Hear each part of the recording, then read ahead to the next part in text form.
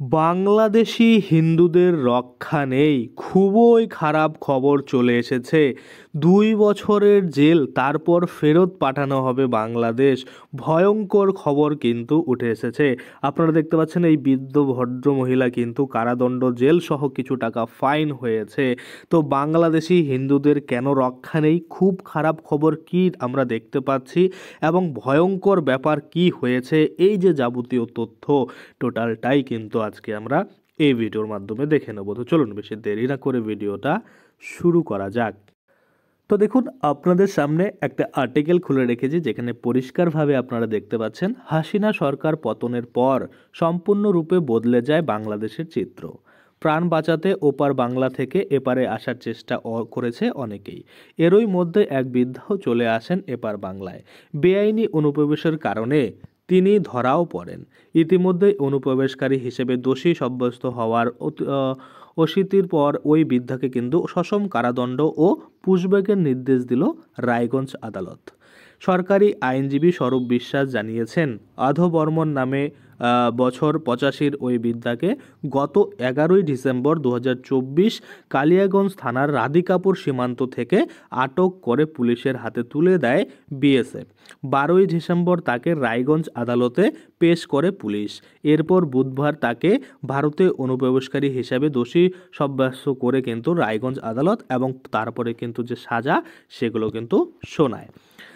আমরা যদি দেখি ডিটেলসে, তাকে 2 মাসের সশ্রম কারাদণ্ড ও 4000 টাকার জরিমানা, অনাদায়ে আরও 1 মাসের সশ্রম কারাদণ্ডের কিন্তু দিয়েছে। অর্থাৎ যদি এই 2 মাস কারাদণ্ড থাকছে, যদি 4000 টাকা ফাইন দিতে না পারে সেক্ষেত্রে কিন্তু আরও 1 মাসের যে কারাদণ্ড জেল সেটা কিন্তু হবে।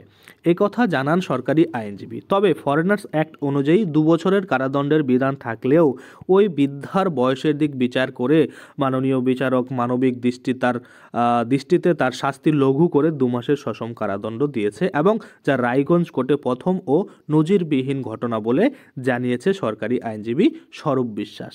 অর্থাৎ ফরেনার অ্যাক্টস অনুযায়ী যদি আমরা দেখি, কোনো অবৈধ অনুপ্রবেশকারী যদি ধরা পড়ে সেক্ষেত্রে তার ফাইন কত হবে সেটা কম বেশি হয়ে থাকে, কিন্তু যেটা কারাদণ্ড থাকে সেটা কিন্তু 2 বছরের থাকে। কিন্তু যেহেতু এই বৃদ্ধা অনেকটাই বয়স্ক, 85 বছর বয়স, সেই দিকটা কিন্তু এই যে কোর্টের বিচারপতি রয়েছে মানবিক দিক চিন্তা করে 2 বছর থেকে কিন্তু কমিয়ে 2 মাসের সাজা করেছে এবং যদি 4000 টাকা ফাইন না দিতে পারে সেক্ষেত্রে আরও 1 মাস কিন্তু এই কারাদণ্ডতে থাকতে হবে বা জেলে কিন্তু থাকতে হবে, সেটাই কিন্তু বলা হয়েছে, যেটা কিন্তু এই রায়গঞ্জ কোর্টে প্রথম বা নজিরবিহীন ঘটনা বলে জানিয়েছে আইনজীবী স্বরূপ বিশ্বাস। এবার অন্যদিকে বিচারক অত্যন্ত মানবিক দৃষ্টিকোণেই কিন্তু এমন বিরল নির্দেশ দিয়েছে বলে জানিয়েছে ওই বৃদ্ধার আইনজীবী জয়ন্ত কুমার বন্দ্যোপাধ্যায়ও। ওই বৃদ্ধাকে বালুরঘাট সেন্ট্রাল জেলে পাঠানো হচ্ছে এবং সাজা শেষে আদালতের নির্দেশে তাকে কিন্তু বাংলাদেশে পুশব্যাক করবে প্রশাসন বলে জানিয়েছে বৃদ্ধার আইনজীবী। অর্থাৎ এই যে বালুরঘাট সেন্ট্রাল জেল রয়েছে সেই বৃদ্ধাকে সেখানেই কিন্তু সাজা দেবে এবং সেই সাজা শেষ হয়ে গেলে তাকে কিন্তু আবার বাংলাদেশে পাঠিয়ে দেওয়া হবে। দেখুন, বাংলাদেশে পুশব্যাক করবে, অর্থাৎ বাংলাদেশে পুনরায় কিন্তু এই বৃদ্ধাকে পাঠিয়ে দেওয়া হবে।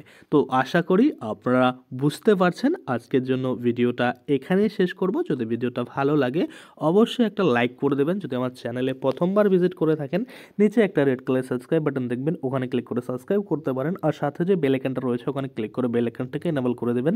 তাতে করে কী হবে, যখনই আমি এই ধরনের কোনো ভিডিও বানাবো সেটার যে নোটিফিকেশান সেটা কিন্তু আপনার কাছে পৌঁছে যাবে। ধন্যবাদ।